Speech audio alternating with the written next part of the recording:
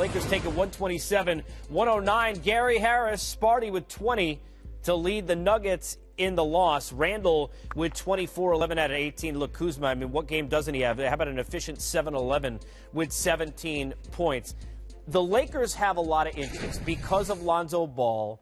There's a lot of interest, even beyond being in L.A. and all of that. Because of all the talk after next season already about LeBron or Paul George or both, a lot of conversation. But if you're sitting there and you're running Laker team and you're looking from a management standpoint, what are you looking to watch develop on the floor? What is a must-see for Sam from this Laker team as they move on here? Well, I mean, obviously it starts at the point guard position. I mean, with all the hype and all the talk and you giving this kid the keys to the car to drive this team, and he's got to increase. He's got to become a better scorer. He's got to be able to – look, he's not going to be a lockdown defender at the point guard position, but you got to be able to control your guy, keep him in front, and then you got to fight over screens in the NBA. I don't care who you are. You cannot go under screens at the three-point line now in the NBA. You're going to get torched. So he's got to get physical enough to where he's used to taking that hit.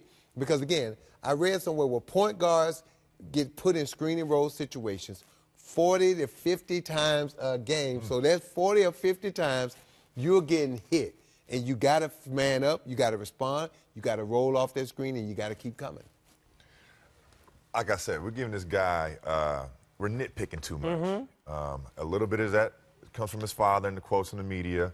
A little bit is that his play thus far has been not superb of what we expected. And, I mean, Jordan Clarkson, you talking about him coming in and having to lead the team in the fourth quarter, he'll learn from that. You know, when you take away what you've been given, you want to earn that back. Look what's happening. 2 triple-doubles in the last 5 games, 16 rebounds. I mean, if a point guard could ever give you 16 rebounds, forget if he's making shots. He's getting those positions back. So kudos to him. Yeah, good game. I want to kind of combine two things we talked about, because I asked you, going back to the Nuggets side, about what gets said from a Richard Jefferson, for example, and you talked about, hey, look, not there that long, maybe that's not his voice. The point guard is normally on the floor the leader of the basketball team. In a lot of cases, in most cases, that's your floor general.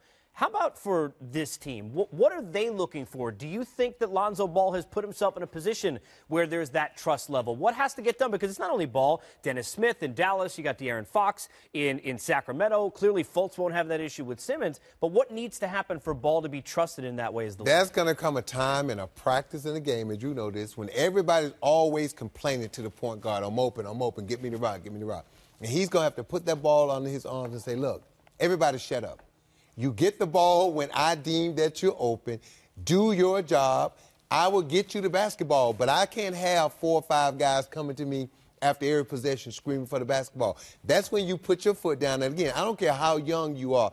I used to tell my point guards all the time, you can be 19 and 20 off the court, but when you step on the court and I put that ball in your hand, you are the man. You got to direct traffic, put people in their place, and sometimes you got to tell your veterans to shut up and do their job and let you run your show.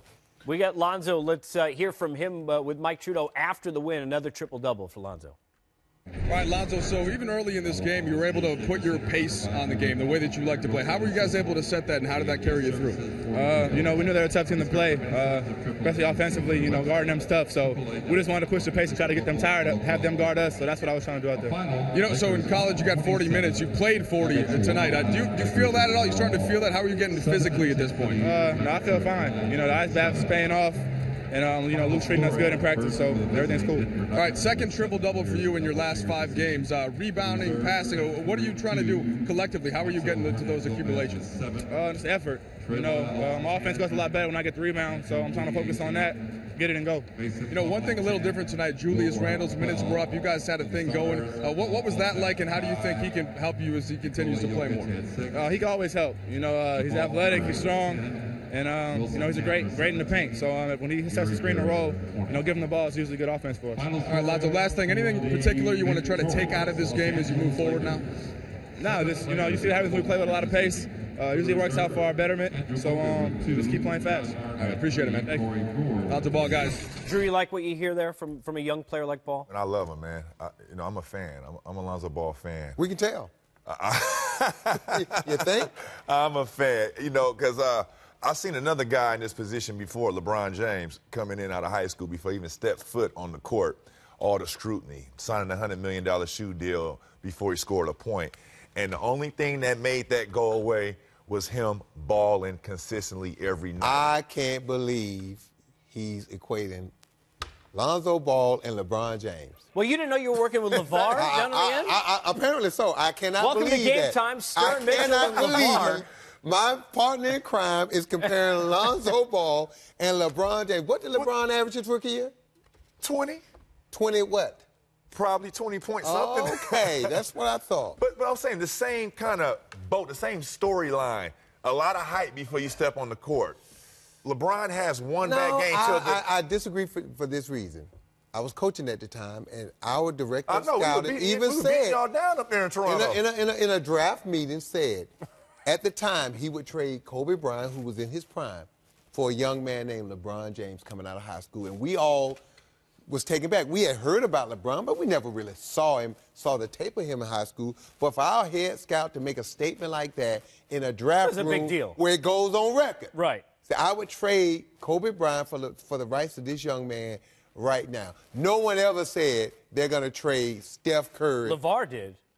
Okay. Well, tell me this right now. Would you make that trade now for LeBron James and Kobe? Now that you've seen how this played out? Yes. Does the scout? Yeah, and I'm a Kobe Bryant fan. Okay. Yeah. Okay. But when you look at But LeBron, I wouldn't trade him for LeVar for No. Lonzo. Now I'm calling him LeVar. Would you trade Russell Westbrook right now for LeVar Ball? For LeVar or Lonzo? Lonzo, I'm sorry, for Lonzo. Where's the package deal?